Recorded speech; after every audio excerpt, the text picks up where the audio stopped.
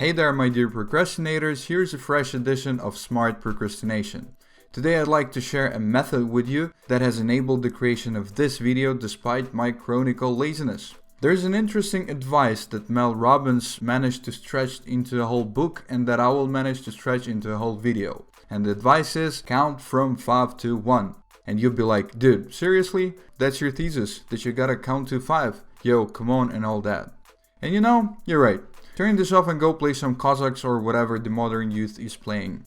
Still there? Alrighty then, let's get to it. Mel Robbins wrote a whole book about how, when and why to use the so-called 5 seconds rule. It all started when, being an alcohol addict, she wasn't able to get out of bed the whole morning.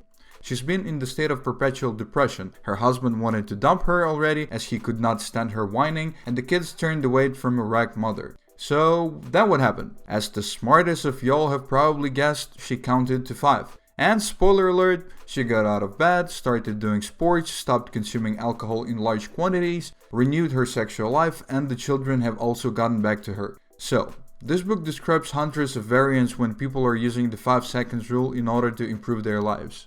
And now let's try to figure out how and why it works and whether it works. The moving element of this method is the commitment of not lying to yourself and anyone else. So, whenever we tell ourselves something like, I wake up early today or I'm going to the gym, we are prone to act according to this statement in order for others or us not to consider us to be a liar. Even if no one is going to find out about it, lies spoil us and drive straight to hell. Usually, a person does not want to act in contradiction to their statement.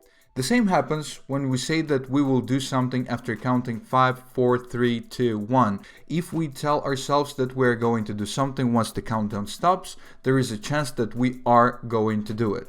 It's also important that the countdown from 5 to 1 creates a feeling of urgency and doesn't give us time to find excuses. Therefore, next time when the alarm starts, don't push the snooze button right away, but try to count 5 to 1. Sometimes in order to do something, we just have to start. Don't want to go out jogging in the rain? Count to 5 and put on 1 sneaker. The second sneaker will be easier to put on. After that, going outside is a piece of a cake. Don't feel like writing an essay or a thesis? Also count 5 to 1 and create a Word file. After you write at least a dot, you will be closer to your goal than before. There are plenty of scenarios of using this method. I use this life hack all the time when I come home after work and force myself to go do the workout outside. Instead of sitting flat on my couch and binge watching Netflix, I count 5 to 1, bind the laces on my sneakers, grab the jumping rope and go outside, even in winter.